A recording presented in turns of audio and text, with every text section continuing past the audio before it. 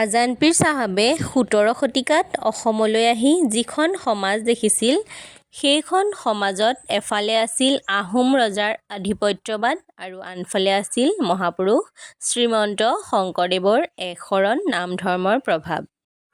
সেয়ে এই দুই সমাজতে সোমাই আজান পীৰ চাহাবে ইছলাম ধৰ্ম প্ৰচাৰ কৰাৰ লগে লগে সামাজিক সমন্বয়ৰ এক পৰিৱেশ গঢ়ি তোলাৰ চেষ্টা কৰিছিল। দিখৌমুখৰ সৌৰাগুৰি চাপৰি।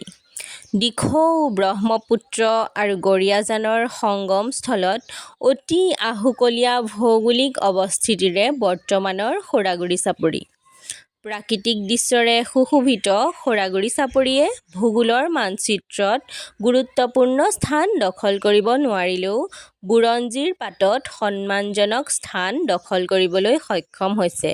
অৱশ্যে এই সন্মান কেৱল আজান পীৰ চাহাবৰ বাবেহে যে লাভ কৰিছে সেয়া সহজে অনুমেয়। এসময়ত সৌৰাগছেৰে পৰিপূৰ্ণ হৈ থকা সৌৰাগুৰি চাপৰিত আজি আৰু সৌৰাগছ নাই।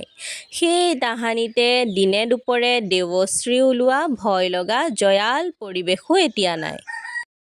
সৌৰাগুৰি চাপৰিতেই আজান পীৰৰ আশ্ৰম আছিল বুলি জিকিৰ গীত আৰু কবিয়ে আজান পীৰ চাহাবক লৈ ৰচনা কৰা চহাগ গীতসমূহৰ পৰা জানিব পৰা যায়। পীৰজনাক আহোম স্বৰ্গদেৱে ১২০ বিঘা মাটি দান কৰি চাৰিওফালে গড় বন্ধাই চকুৰি ভকত আৰু পুত্ৰ পৰিবাৰ সহিতে থাকিবলৈ মঠ বা আশ্ৰম সজাই দিছিল। সৌৰাগুৰিলৈ অহাৰ আগতে পীৰজনা গড়গাঁৱৰ কাষৰ সোণপুৰাত আছিল আৰু তাতে মছজিদ সাজি দিনে ৰাতিয়ে নামাজ পঢ়াৰ উপৰিও জিকিৰ গীত ৰচনা কৰিছিল। এইখিনিতে জিকিৰৰ কলি এটা মনত পৰি গ'ল আৰু অকণমান গুণগুণাই দিছোঁ। চাহেব যায় আগতে ভকত যায় পাছতে, সোণাই নৈৰ পাৰতে ঘৰ, পুত্ৰ পৰিয়ালক দিয়ে সমিধান, চাহেব নিজ ঘৰে যায়। আজান পীৰ চাহাবক অন্ধ কৰাৰ পিছতহে ৰজাই সন্মান জনাই সভক্তিৰে পীৰপাল মাটি দান কৰি সৌৰাগুৰিত থাপিছিল। তেখেতৰ মৃত্যুৰ পিছত শিষ্যসকলে পীৰগৰাকীক সৌৰাগুৰিৰ আশ্ৰমতে সমাধিস্থ কৰিছিল। তাৰ পিছত শিষ্যসকল আৰু তেওঁৰ পৰিয়াল সৌৰাগুৰিৰ পৰা আঁতৰি বিভিন্ন ঠাইলৈ গৈ বসতি স্থাপন কৰিছিল বুলি জনা যায়। হয়তো পীৰগৰাকীৰ আৱৰ্তমানত তেওঁলোক বিভিন্ন সমস্যাৰ সন্মুখীন হৈ তিষ্ঠি থাকিব নোৱাৰি অন্য ঠাইলৈ যাবলৈ বাধ্য হৈছিল। বানপানী আৰু পিছৰ পৰ্যায়ত মানৰ আক্ৰমণো অন্যতম কাৰণ হ'ব পাৰে। অতি দুখজনক কথা যে আজানৰ ধ্বনি আৰু জিকিৰৰ সুৰেৰে মুখৰিত হৈ থকা সৌৰাগুৰি চাপৰি এটা সময়ত নিজম পৰি এৰাবাৰীত পৰিণত হৈছিল। ইংৰাজৰ শাসনকালত তালৈ কোনো মুছলমান যোৱাও নাছিল। নোযোৱাৰ বহু কাৰণ থাকিব পাৰে। এতিয়ালৈকে ১২০ বিঘা পীৰপাল মাটি সেই অঞ্চলৰ বিভিন্নজনে দখল কৰি লৈছিল। মাত্ৰ দখল কৰা নাছিল অকণমান ঠাই। সেইডোখৰ হাবি জংঘলেৰে ভৰা আছিল। স্থানীয় লোকে সেই ঠাইডোখৰত দেৱতা আছে বুলি বিশ্বাস কৰিছিল।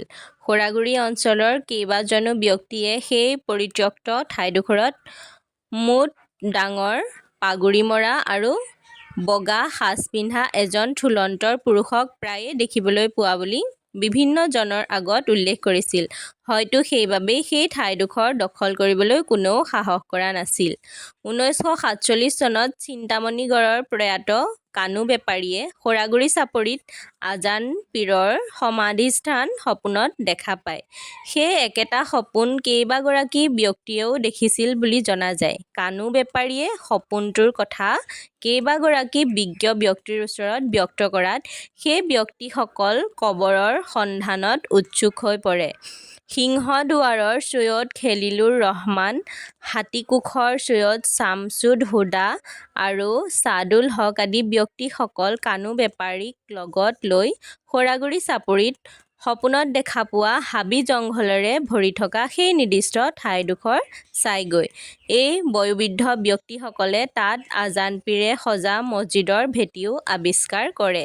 কিছুদিনৰ পিছত কাকজানৰ চৈয়দ হাফিজুৰ ৰহমান, চৈয়দ আহমদ হুছেইন আৰু শিৱসাগৰৰ চৈয়দ ছয়ফুৰ ৰহমান আদি ব্যক্তিসকলে উল্লেখিত ঠাইত আজান পীৰ চাহাবৰ কবৰ আৱিষ্কাৰ কৰি সংৰক্ষণৰ ব্যৱস্থা হাতত লয়। কেইবাজনো ব্যক্তিৰ প্ৰচেষ্টাত 1950 চনত আজান পীৰ চাহাবৰ দৰগাহত এটি খেৰৰ ঘৰ সজা হৈছিল। খৰালিমহীয়া বিভিন্ন ঠাইৰ পৰা যোৱা জিয়াৰতকাৰীসকলে সেই ঘৰটোত থাকি নামাজ পঢ়িছিল আৰু ৰাতি উজাগৰে জিকিৰ গাইছিল।